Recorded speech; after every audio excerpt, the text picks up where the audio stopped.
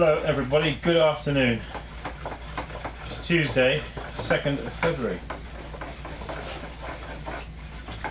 So what are we doing? Well, I'm here in the studio and I'm just getting a few pots ready to glaze.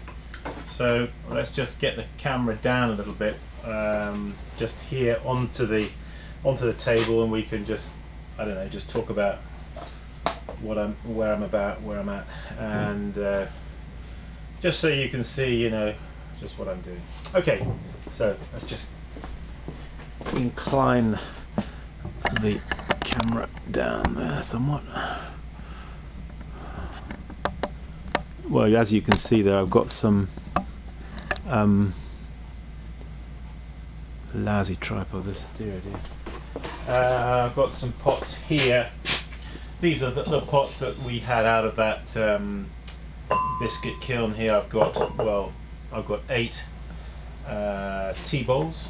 I've got 13 of these little bottle vases, and I've got 3 lamp bases.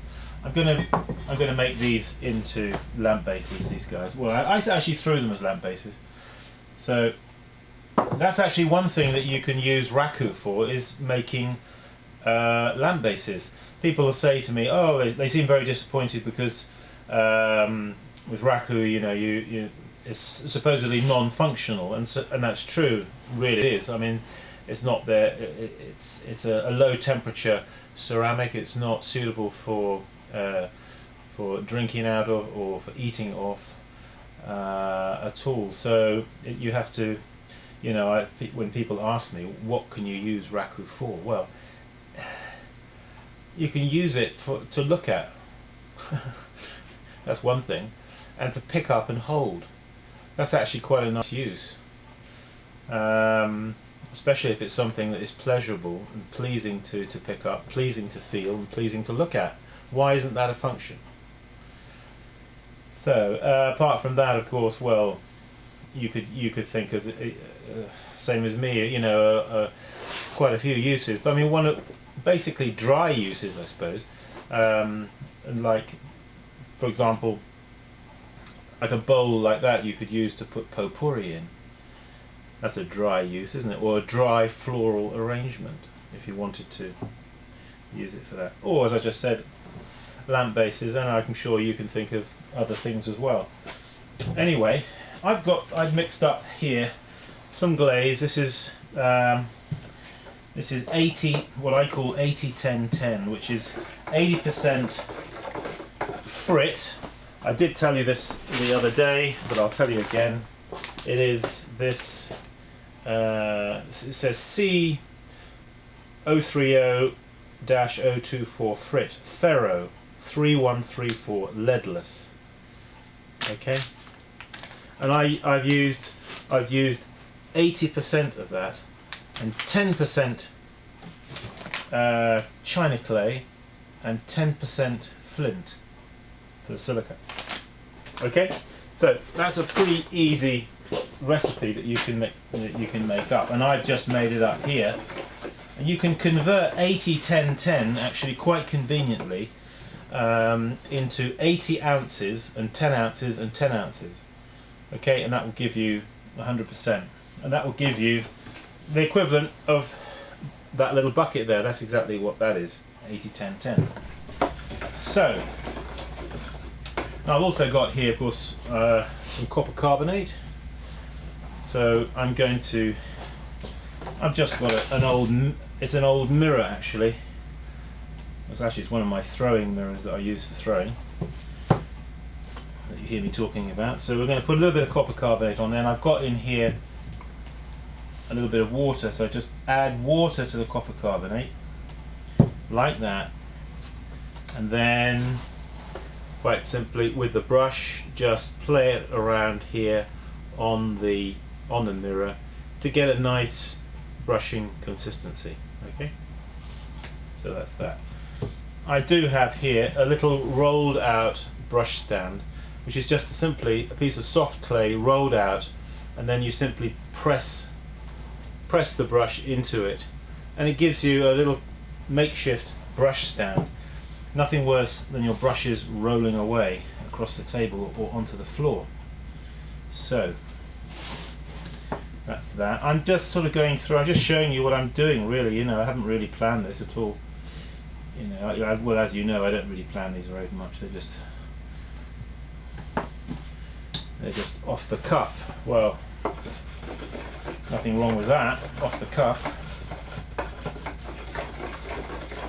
Reminds me of that joke. I'm not very good at jokes, by the way, but somebody said, I heard this joke, and it goes something like this, where does Napoleon keep his armies? I was thinking, where does Napoleon keep his armies? The answer is, up his sleeveys.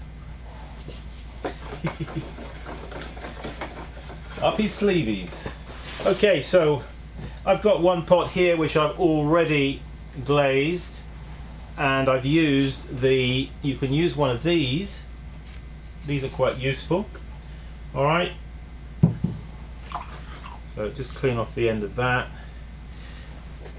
And you can then simply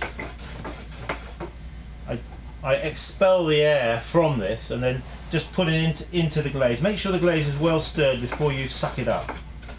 Okay, so I give it a good stir, put it in, and just let it draw up the glaze into the balloon there. Alright, so that's now ready. That's ready now for action. Action stations. What else do we need? Yes, of course, all your biscuitware. Now what we do have to do is to dust it, isn't it? Which is actually very important, because we don't want the dust to stop the dust actually on the surface of biscuitware can stop the glaze sticking. So we don't want that, because that will give us crawling. So sometimes I use you can use a brush like this just to give it a quick, just give it a little blow over like that.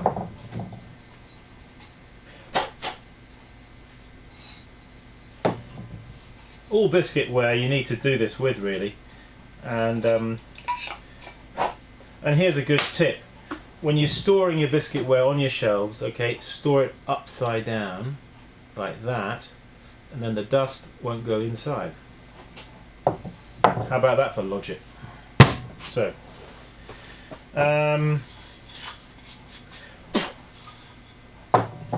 what I actually need, what I don't seem to have here, is some kind of something to pour with. Well, here's a teacup, I'll use that. So I'm just going to take some of the glaze, alright, and pour it into the tea bowl, and then just going to pour it out of the tea bowl. Very complicated. Muy complicado. Okay, well, it's surprising, isn't it, how easy it is when you're glazing to make quite a mess. But you have to learn to be to work cleanly, and it's always a good idea when you're glazing to have a sponge and some water. I've got some warm water here. Oh, how nice it is, I must say, to have hot water in your studio. Now there's a luxury, isn't it?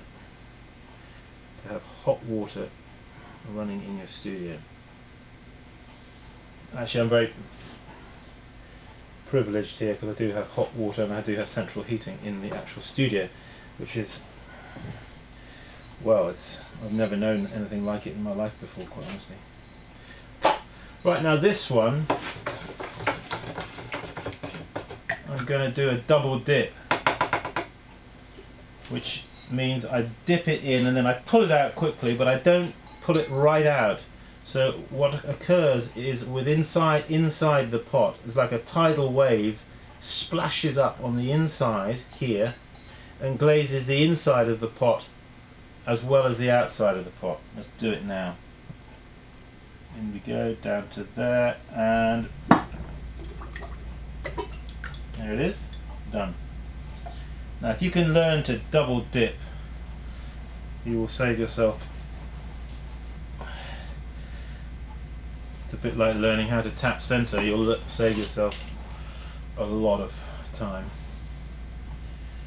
This is drying quite quickly and nicely because, remember I told you, this is relatively, it's kind of nice, this biscuit. It's biscuit's nice and, you know, absorbent. Not too hard. Let's do another one. So we're going to push it in, and we're going to, there we are, that's it, glazed on the inside as well. What you call killing two birds with one stone. Well, there you are, folks. That's just a little insight here. I've just got a few of these things I've got to get through and into that raku kiln because I'm keen to get another firing out. Okay, Simon Leach here saying keep practicing. That's what it's all about. Okay.